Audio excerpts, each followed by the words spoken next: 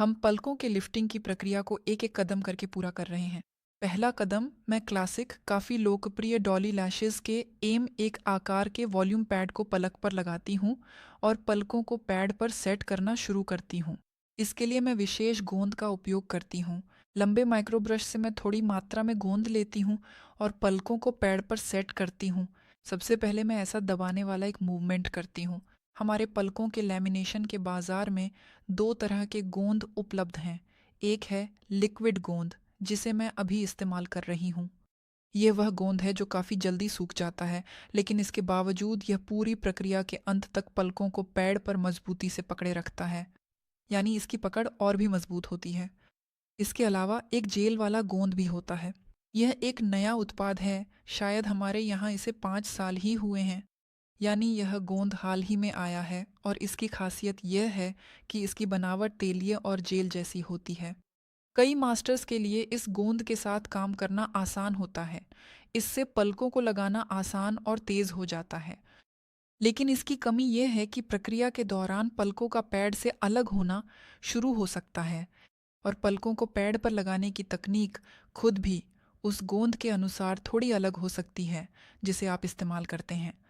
Jail वाले गोंद से मैं सारी पलकों को एक साथ पैड पर लगा सकती हूँ और फिर उन्हें कंघी कर सकती हूँ। लेकिन लिक्विड गोंद के साथ ऐसा करना मुमकिन नहीं है, क्योंकि वह जल्दी सूख जाता है और फिर पलकों को सही से ठीक करना संभव नहीं होता। ऐसे में गोंद को धोना पड़ेगा। इसी वजह से मैं जोन में काम करती हूँ। यानी ध्यान दें, मैं पलकों को पैड पर लगाना ठीक आंख के बीच से शुरू करती हूँ। जब वह पूरी तरह तैयार हो जाती है तो मैं अगली जॉन पर चली जाती हूँ और इसी तरह जब तक मैं सारी पलकों को पूरी तरह नहीं लगा देती। पलकों को एक दूसरे के समानांतर काफ़ी सीधा और बिना आपस में उलझे हुए रखना चाहिए। ऐसा नहीं होना चाहिए कि कुछ पलकें मुड़ी हुई हों, खासकर उदाहरण के लिए सिरों पर। आइए हम एक फ़ोटो देखें। इसमें पलकों को पैड पर गलत और त्रुटिपूर्ण तरीके से लगाया गया है। यानी कुछ पलकें मुड़ी हुई हैं, एक दूसरे के ऊपर छड़ी हुई हैं, सीधी नहीं हैं, टेढ़ी मेढ़ी पड़ी हैं। साथ ही हम देख सकते हैं कि सिरों पर पलकें मुड़ी हुई हैं। ऐसी लगाई गई पलकें इस बात का कारण बन सकती हैं कि अंत में पलकें न सिर्फ असंवरे बल्कि बहुत बिखरी हुई दिखेंगी। अब आइए अगली फ़ोटो देखें, जिसमें भी पलकों को लगाने में की गई गलती दिखाई गई है। ये गलती इतनी स्पष्ट नहीं है। आइए प्रक्रिया से पहले और बाद की फ़ोटो देखें। हम देख सकते हैं कि वास्तव में लैश लिफ्टिंग का परिणाम बहुत कमज़ोर है। हाँ, परिणाम है, पलकें थोड़ी ऊपर उठी हैं, लेकिन कई मास्टर्स के लिए ये वह परिणाम नहीं है जो वे पाना चाहते हैं। और कई ग्राहक, खासकर अगर हम यूरोप या लैटिन अमेरिका की बात करें, तो ग्राहक आम तौर पर और भी ज़्यादा चमकदार, मजबूत लैमिनेशन की मांग लेकर आते हैं। इस काम में ऐसा क्या बदलना चाहिए था ताकि पलकों का और भी ज़्यादा उठाव मिल सके? इसे ठीक करने के लिए पलकों को वॉलिक पर ज़्यादा खींचने से बचना चाहिए। ध्यान दें, यहाँ एक गलती हुई है। वॉलिक को शुरू में पलक पर पलकों से काफ़ी दूर लगाया गया है, यानी यहाँ पलकों की जड़ों से वॉलिक की शुरुआत तक एक बड़ा गैप बना हुआ है। इसी वजह से मास्टर ने पलकों को ज़्यादा खींच दिया और ग्राहक की पलक बहुत ज़्यादा पलट गई। और चूंकि यहाँ उस वॉलिक का इस्तेमाल किया गया जिसमें मोड़ का बिंदु निचले तिहाई हिस्से में है, यानी यह लिफ्टिंग वॉलिक है, हमारी पूरी ज्योमेट्री और वॉलिक का आकार बिगड़ गया। ठीक इसी वजह से ज़्यादा खींचाव के कारण पलकों ने वॉलिक का सही और ठीक आकार दोहराना बंद कर दिया और नतीजा कमज़ोर आया। यही गलती इस तस्वीर में भी देखी जा सकती है। पलकों पर ध्यान दें, आंख बहुत ज़्यादा पलटी हुई है और अक्सर यह संकेत होता है कि आपने गलती की है, कि आपने पलकों को वॉलिक पर बहुत ज़्यादा खींचा है और वॉलिक पलकों की जड़ों से बहुत दूर रखा है। इसे और करीब रखना चाहिए और वॉलिक पर पलकों को थोड़ा नरम खींचाव की तकनीक से काम करना चाहिए। अगर आप लैमिनेशन रेसनीज की सभी बारीकियां और नाजुक बातें जानना चाहते हैं, खूबसूरत लैश लिफ्टिंग करना चाहते हैं, जो वाकई में ग्राहक पाना चाहते हैं, तो मैं आपको अपने ऑनलाइन प्रशिक्षण में आमंत्रित करती हूँ। सारी जानकारी विवरण में और पिन किए गए कमेंट में है। प्रशिक्षण वीडियो लेसन के फॉर्मेट में है, एक्सेस तुरंत मिल जाता है और आप इसे किसी भी देश से खरीद सकते हैं।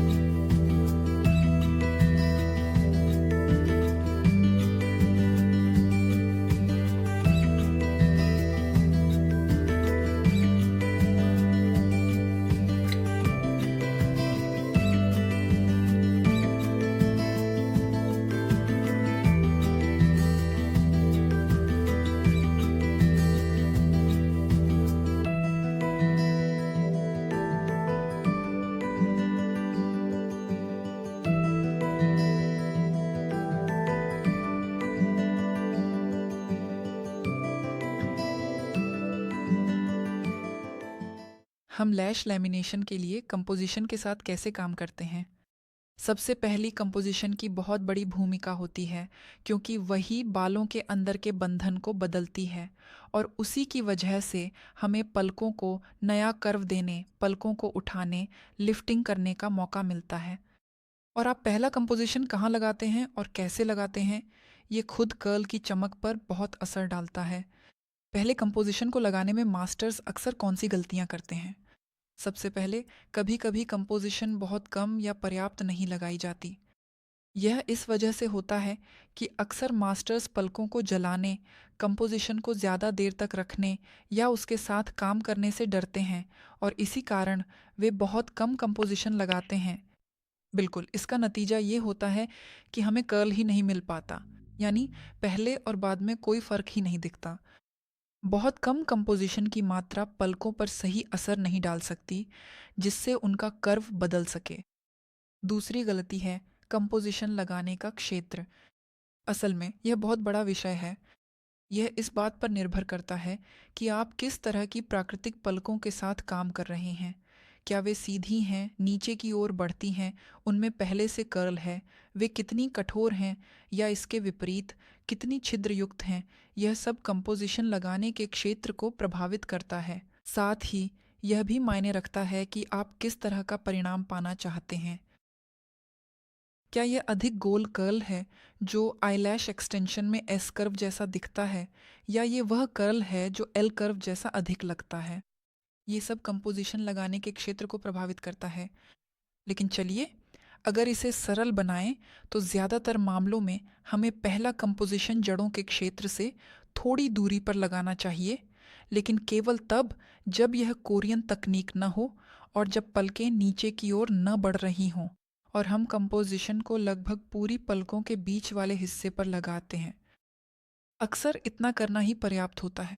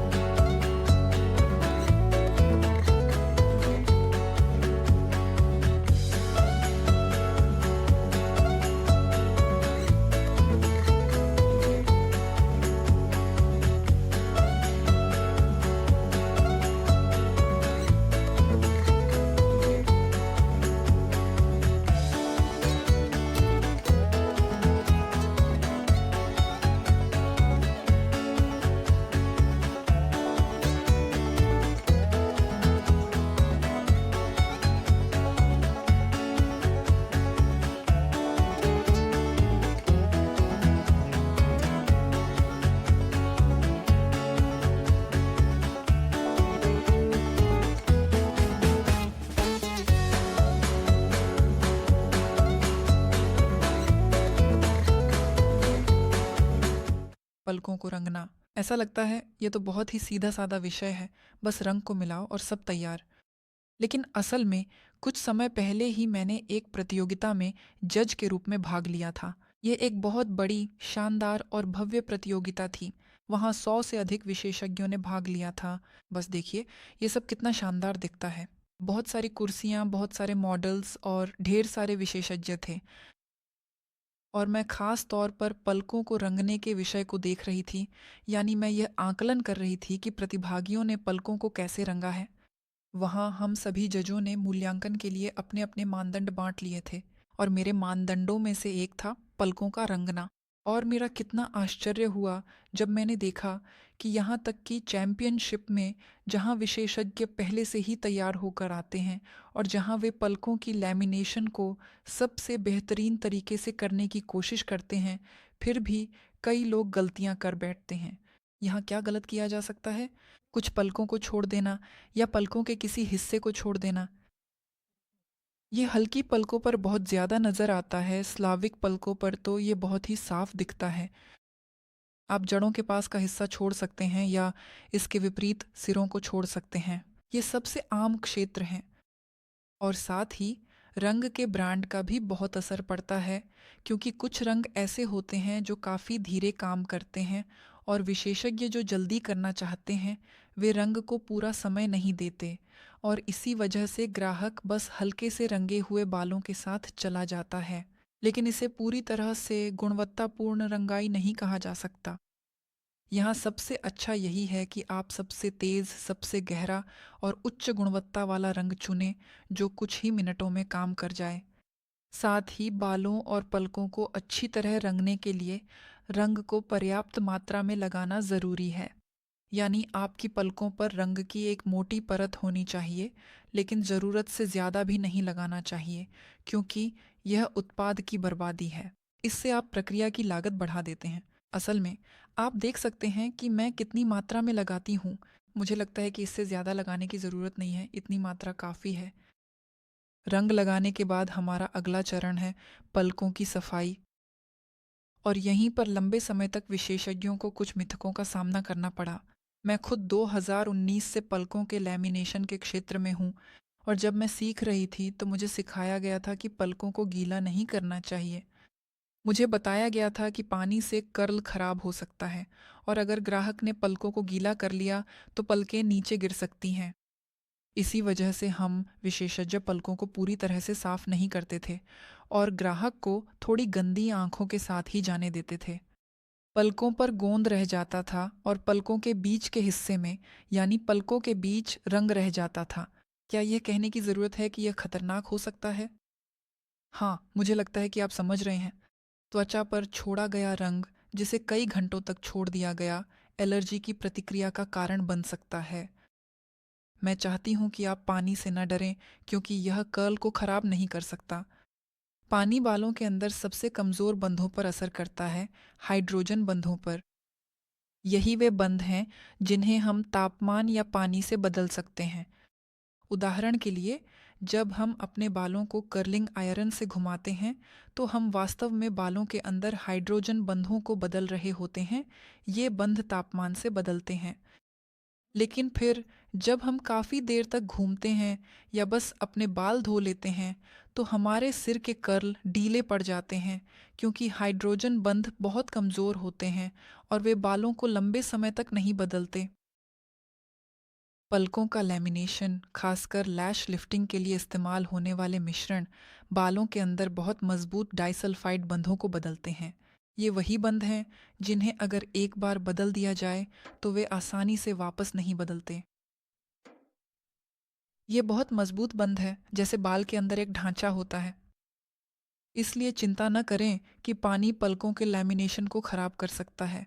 ऐसा नहीं है, क्योंकि जब हम पानी के संपर्क में आते हैं तो हम बाल के अंदर अलग हिस्सों पर असर डालते हैं। बल्कि पलकों को अच्छी तरह से साफ करना, गीले कॉटन स्वैब से पोंछना या कोई फोम या पलकों के लिए शैम्पू इस्तेमाल करना बेहतर है, ताकि आपका लैमिनेशन और भी साफ सुथरा और सुंदर दिखे। और निश्चित रूप से ये बहुत सुरक्षित है जब प्रक्रिया के बाद हमारे पास कोई भी उत्पाद नहीं बचता है। अगर आप यह समझना चाहते हैं कि केमिकल स्तर पर लैशेस का लैमिनेशन कैसे काम करता है और इस प्रक्रिया को गहराई से विस्तार से सीखना चाहते हैं, तो हमारे ऑनलाइन प्रशिक्षण में शामिल हों। वहाँ हम इसे बहुत बहुत गहराई से समझाते हैं। लिंक प्रोफाइल की हेडर में, विवरण में और पिन किए गए कमेंट में है। अब परिणाम का आनंद लें। अक्सर मुझे पूरी तरह से साफ पलकों पर कोई न कोई उत्पाद लगाना पसंद है। यह या तो कोई विशेष सीरम हो सकता है, कोई जेल, या फिर बस लैमिनेशन के लिए तीसरा कंपाउंड। यह पलकों को एक सुंदर सेटिंग देता है, अंतिम चमक और ग्लॉस जोड़ता है, और प्रक्रिया के बाद पलकें बहुत संपूर्ण दिखती हैं। लेकिन यह स्वाद की बात है, क्योंकि सीरम पलकों को थोड़ा चिपका हुआ सा प्रभाव देता है। कुछ लोगों को ज़्यादा सूखी पलकें पसंद आती हैं। तो यहाँ सब कुछ आपकी पसंद पर निर्भर करता है। कमेंट्स में बताएं कि आपको लैमिनेशन के बाद पलकों का यह प्रभाव कैसा लगा। मेरी क्लाइंट को ये बहुत पसंद आया।